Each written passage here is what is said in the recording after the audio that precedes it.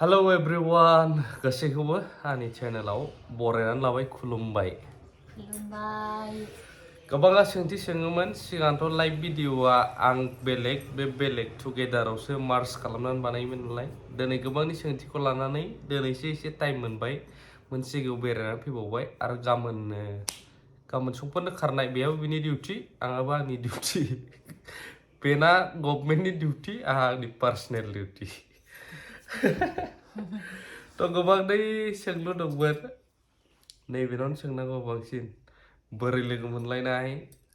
बोरै एथ' थाब माने हाबा जागुलायनाय जाखो बोरै जाखो खिथानो माला लोगो मोनामोन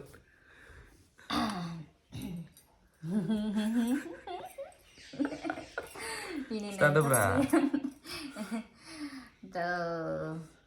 गिबियावनो साफ्रोमबो नायगिरिफोरनिसिम जोंनि गोसो गोरबोनिफ्राय अननाय आरो सिबिनायखौ बावहरग्रोबाय तो गोबाङानो सोंहरदोंमोन तो बेखायनो जोङो बुंनो होननानै सानबाय बिरादनो गुजुनायानो खारले बिने आंलाय गोसोआवहाय मा एकदम जाबायसो नामा मा जादों हा मा जादों मा सासपेक्टआव बुङोरा एनिवे बिने बे मोनसे हेबिटखौ आं गोगोम मोजां मोनो माने आंनि हौवा हिसाबै आं प्राउड फिल खालामो जे आंनि हौवायानो कोनो माने नेशा गैया नेशा बोलते ड्रिंक खालामनाय स्मकिं खालामनाय बेबायदि मोनबो नेशा गैया तो आं बेखौनो प्राउड फिल खालामो ओमफ्राय तो आं खोथानोसै दा जे जों माला फार्स्ट लोगो मोना तो आंने गोबाव सम सिगांहाय आङो माने कयेकबार आङो गोग्लैदों शपिं मलावहाय गासै गोग्लैदों ओमफ्रायहाय माने मायबा गोग्लैदों आरोखि आङो तो गोग्लैनानै बेबायदिनो थिङा आं एसे क्रेक जाना थादोंमोन तो बिनि जुनैनो অর্থোপেডিশিয়ান ডক্টর दिन्थिनायनि उनावबो কিছু মানে स्टिफनेस जानाय बा কিছু लंग टार्म जेগুলো प्रब्लेम जायो बेगेंनि तो बेफोरनि गुनेहाय थेरापिस्टनि दरकार जायो तो जोंनि मामिया हচ্ছে बेनि साबस्क्राइबार तो जोंनि मामिया भिडिअहाय नायबाय थायो ओमफ्राय नायनानैहाय बियो प्रमोशन माने बुंनानै होफैदोंमोन दां माने ब्रादार टुब्लावनि माबाखौहाय थेरापि सेन्टारखौ तो बेखौनो नुदों मामिया नुनानैहाय आंनि प्लानिंआमोन जाहैबाय सिलिगुरियावहायनो आङो अर्थोपेडिशियन डक्टर दिन्थिनानै मा होनो फिजियोथेरापिस्टफोरजोंहाय एसे नाजानोसै होननानैहाय तो बेयावहायनो मामिया बुंबाय आङो दाखालहाय इउटुबावहाय नुदोंमोन क'क्राझारावहाय मोजां दङ एसे इउटुबार खोथादोंमोन होननानैहाय मानिया बिमानिबो खोथा मानिनांगौ जायो तो बेबादिनो जोङो सानसे सम लानानै बिमा फिसा जोङो थांदोंमोन क'क्राझारावहाय ब्रादार टुब्लावनि थेरापि सेन्टाराव बड'लेण्ड थेरापि सेन्टारावहाय तो बेयावहायनो आंबो गोदान माने इउटुब चेनेल खुलिनानै चेनेलालाय आंनि अनेक पुराना खुलिनायनि खिन्थु आं मालाबाबो भिडिअ होफेराखैमोन भिडिअ बानायफेराखैमोन तो रिसेन्टलि आङो मोननै इदिनो रिल्सनो मालाबा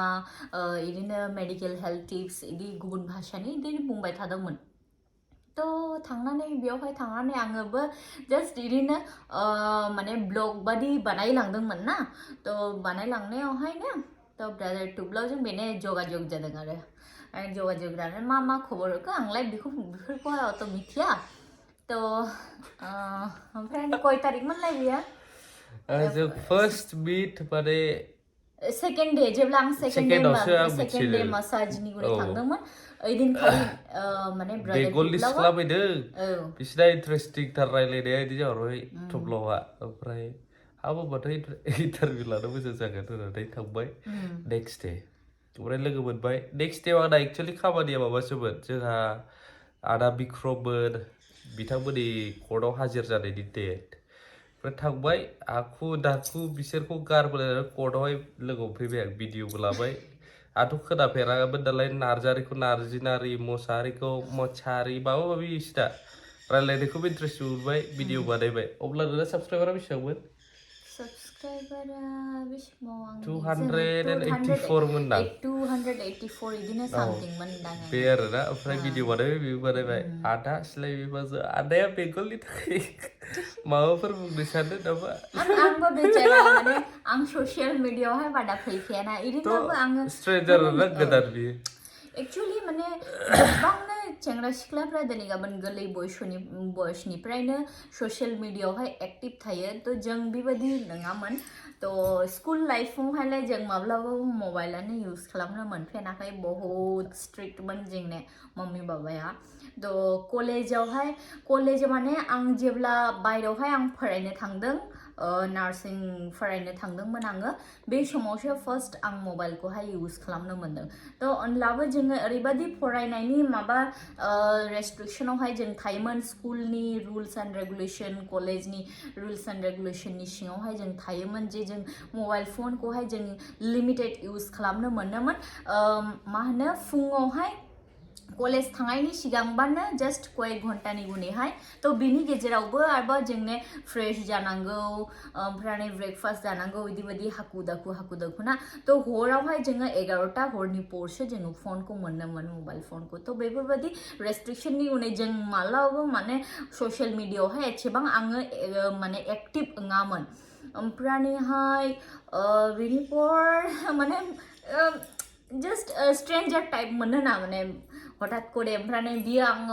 आंखौहाय इन्टारभिउ लानो फैदों थ' माने अजीब गाखिनबो बड'नि भाषाथ' आङो जादलायखाया बे समावहाय माने आं जेखुनु आं मोनफा मोननै भिडिअ बानायलाबो आंखौहाय बड'नि भाषा बुंनो आंनि मम्मी बाबायासो आंखौहाय हेल्प खालामदों फार्स्टआवहाय जेब्ला आङो बड' भाषानि आङो जेब्ला भिडिअ बानायदों थ' आंनि मम्मी बाबाया आंखौहाय फोरोङोमोन आं लिरनानैहाय लायोमोन माने